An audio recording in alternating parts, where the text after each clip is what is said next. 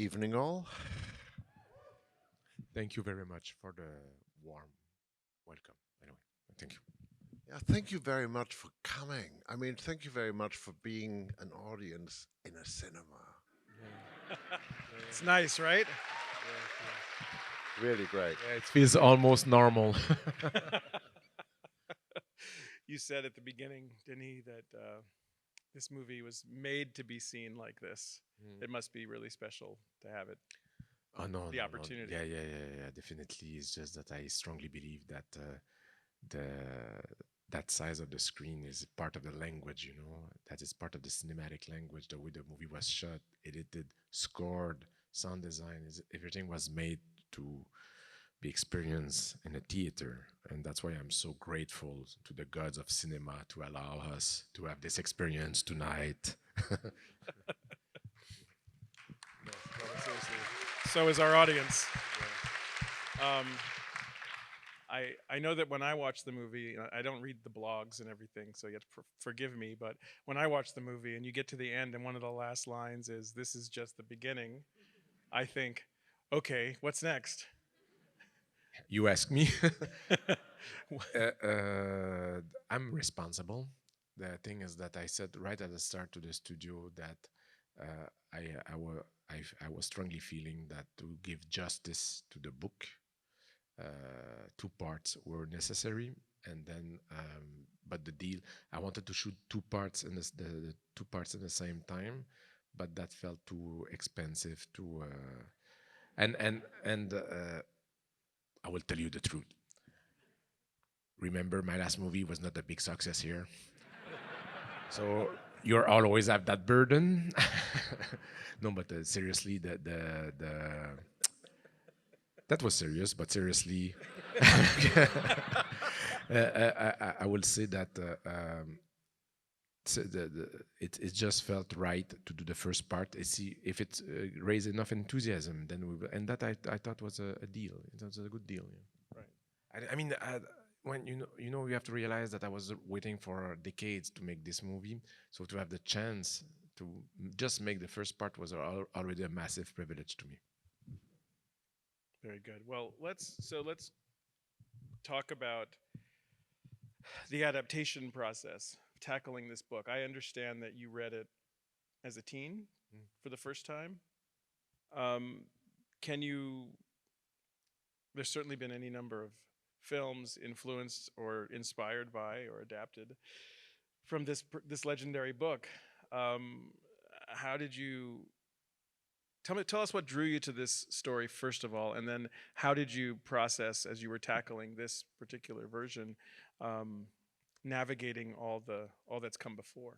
Man, the thing is that the book itself is and Hans knows the book very well too. It's like it's a multi-layered portrait of the 20th century that became just more relevant as time went by. I mean, and the challenge of the adaptation was that for the people who know the book, it's a book that follows the thought process of several characters.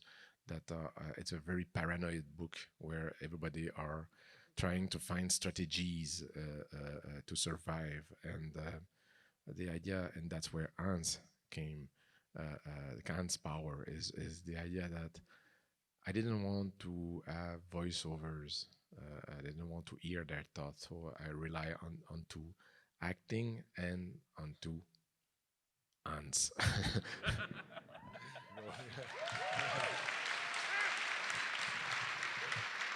Uh, no, really, honestly, I mean, Denis asked me very quietly one day, had I heard of a book called Dune? And I think my reaction scared him because I became very enthusiastic, and I said, "And okay, so this is the honest truth, because you're saying about all the influences, etc., and you're talking about process." Um, when I read it as a teenager, 40 odd years ago, I made my own movie in my head, and I never saw the David Lynch movie, and I never heard the Toto soundtrack, and I never saw the television series or any of this because I wanted to keep this in my head. But when Denis very quietly, there was something in the way he said, had I ever read the book, that I knew he had made the same movie in his head that I was making in my head. And correct me if I'm wrong, but I think part of our process was that whenever we discussed things, it was a foregone conclusion that we felt the same way about certain things. Like, for instance, I mean, one of the things which was incredibly important for us was that the strength, the underlying strength, the foundation of this movie was the female characters, and so the female voice. In fact, she's here tonight, Laura Kotler, who's this amazing. Where are you, Laura? If you're, but maybe you left. There she is. Please, Madame.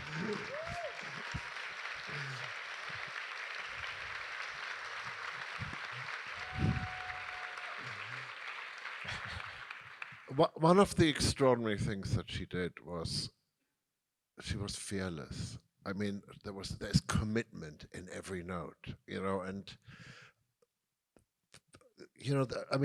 those are the things that Denis and I were hunting down right from the beginning: the spiritual, the female, and I think part of what we had was it's just we wanted to make this movie all our lives, and all we had to do is sort of stand there and look out, and people would come and join us in this quest, and they were enormously amazing and excellent, and here we are. And you are the last part of this excellent journey. Yes, because we made it for you. See, I want to. Sometimes we were talking about it with one. There's a producer in the backstage, Tanya Lapointe. We're talking with. She was saying, when we hear Loire performance, which is out of this world, so powerful, and it's so poetic, and it brings so much a sacred quality and a lyrism to the movie, and a dimension of the passion of the Bene Gesserit passion. There's something very. You have to remember that was done during COVID time. So Loire was actually singing in her closet. Oh, and for me, that's a testimony of how great an artist can be. I mean, to represent the desert and all that power and hidden under blankets and sorry. I have. That's the magic of cinema. I have the most beautiful photo of her sitting in her closet with her clothes hanging down on her head, basically, singing these amazing parts. Because, yes, I mean, we it sounds like opera, but it's in a closet. It's crazy. Sorry. Only a true artist can do that. Well, let me ask you, so you both read the book as a teenager, each of you, and I wonder what struck you about it then, and then when you went back to it so many years later for this, what struck you the same or what struck you differently? What did you see then, and then what did you see now? You're asking me, aren't you, Denis? My friend. The bus, he throws me under. No, I can go first. No, but I will go. Two things. When I read it, I was, I don't know, 16, 17, 18, something like this. And it served me well throughout life. For instance, the Fear's the Mind Killer. I mean, ooh, man, I have stage fright. Ooh, every time I do a score, every time I play something to somebody, it's like sheer panic and anxiety. I mean, and somehow that book was like got me through some really terrible moments. And here comes the interesting thing. So when Denis said, "Have you ever heard of a book called Dune?" It took. I was back at that place. I was back at that place when I first read it, and I realized that I had not aged somehow. The story gave me a moment of timelessness, and I think that's it's a pretty provocative. Let's be honest, it's a pretty provocative score. It's like, you know, oh, it's, you know. Thank you, Denis, for letting me do this and getting away with it.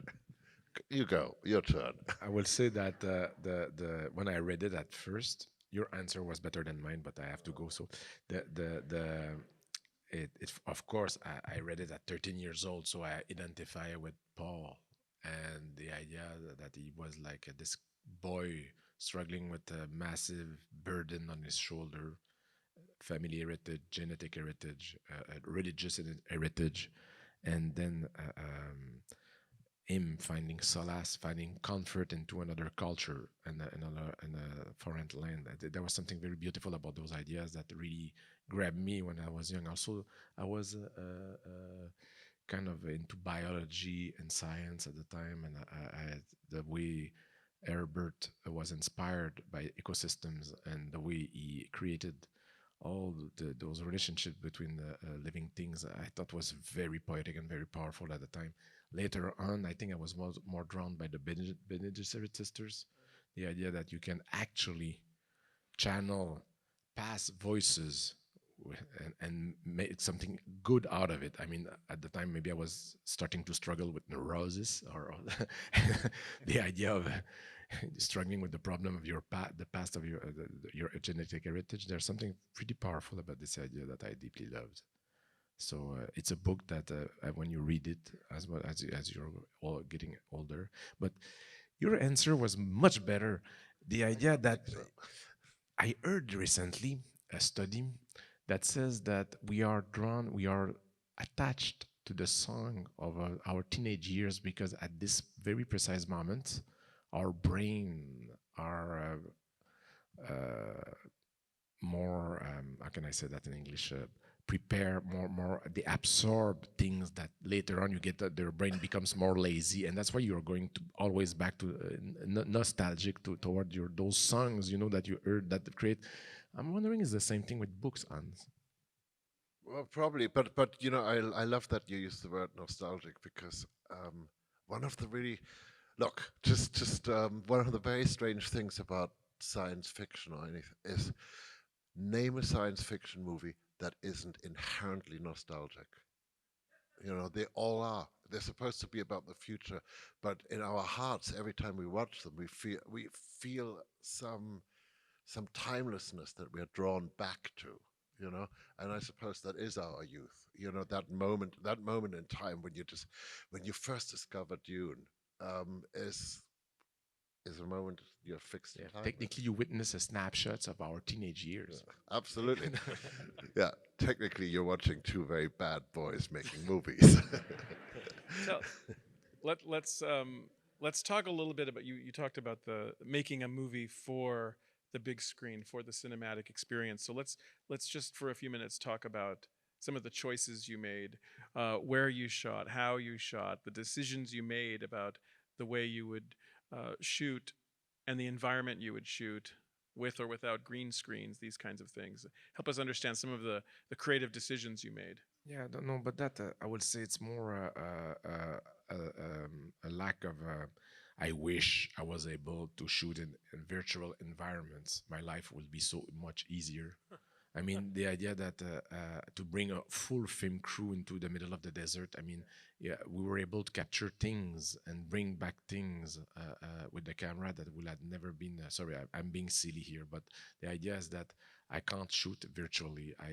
I'm very, very old school. I need real environments, real sets. I need to go in the deep desert. I need to inspire myself, to inspire the mise en scène, to inspire the actors and cinematographer. A movie like this would have never been possible to be shot into on a backlot, of course. And but it the way we shot it, this idea that a boy will, as he progressively go deeper into landscape, will learn more about himself. It's a very introspective journey in relationship with the landscape. That I wanted the actors to be inspired by that. I wanted Timothée to live that process, and um,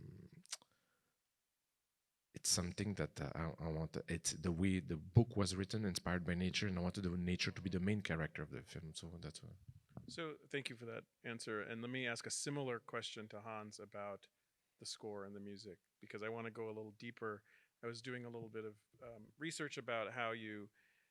I read that you were thinking about the wind and the sand, creating instruments, Well, the and wind. using the human voice. So can you help us understand these different elements, the tools you used in collaboration with Denis? Well, it actually started off yet another teenage thing, and Yeah. I want to be very, very careful about that. You really do not misunderstand me.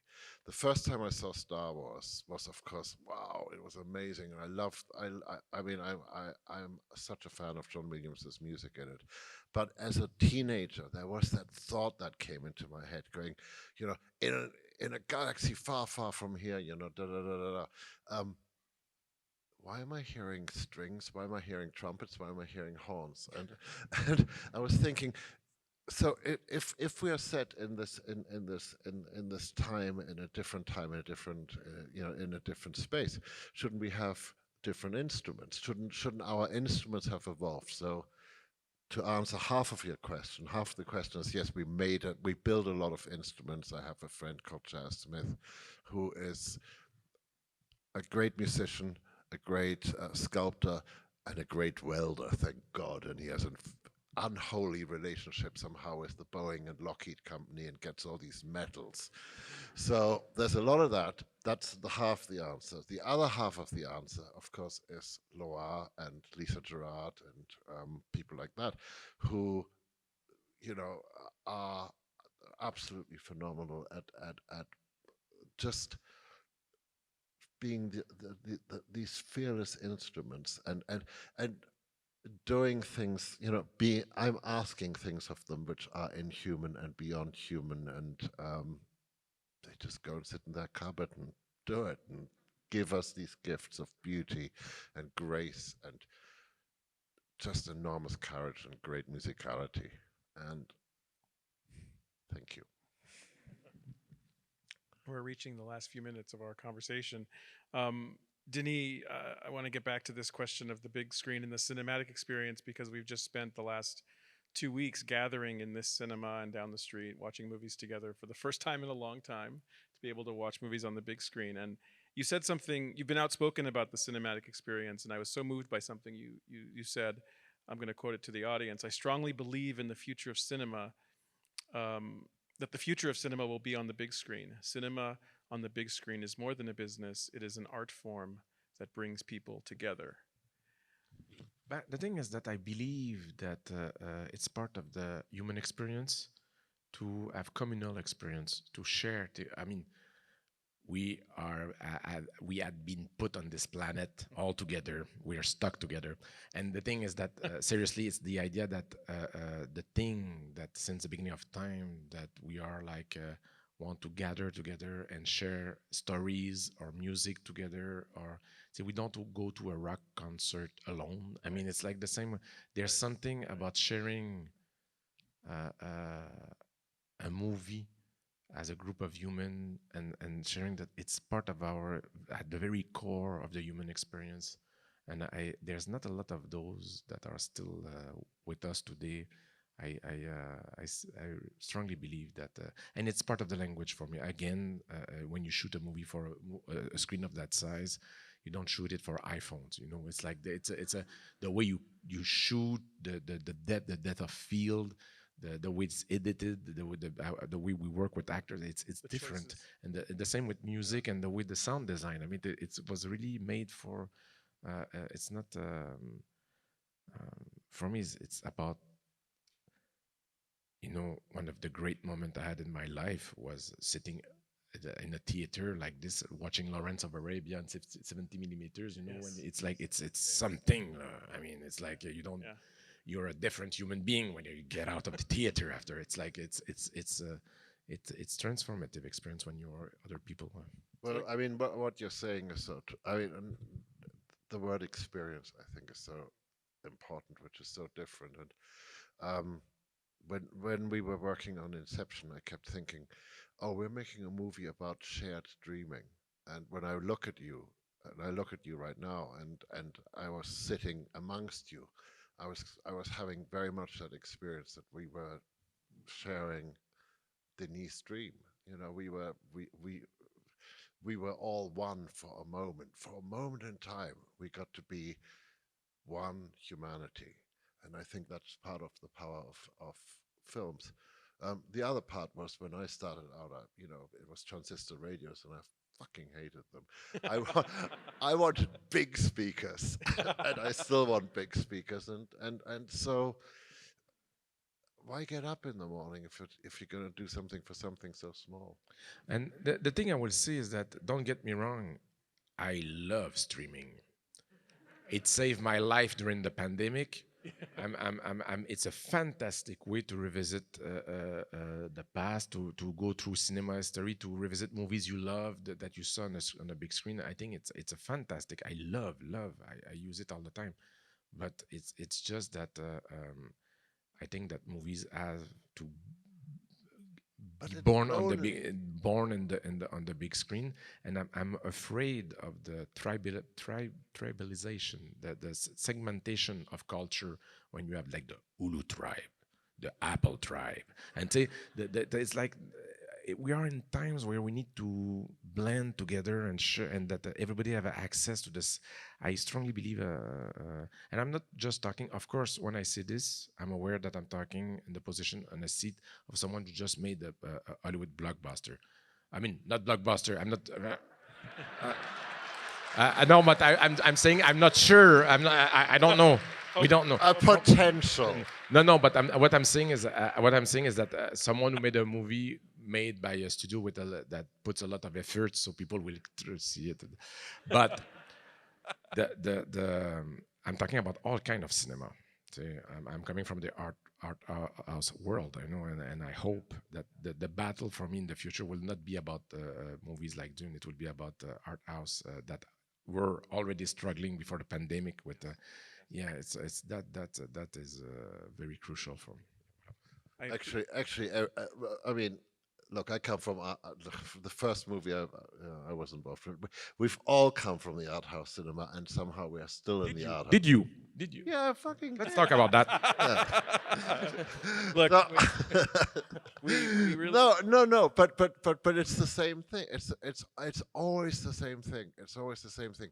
You come in with an idea, which is the only movies worth making are the ones where everybody at first is going, "That's impossible," or "You shouldn't be doing that," or that's the worst idea I ever heard. I mean, and you fight for it, and you fight for every bit of real estate and every frame and everything, because you're passionate about it, because you want to tell that story, and you want to do this and look you guys in the eyes and say, we did our best, we really did our best, and I hope we reached you in some way.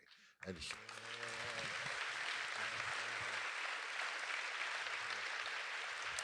I want to say thank you to Denis and to Hans for spending this evening with us in this cinema together. Thank you to our audience. Yes, thank you for coming.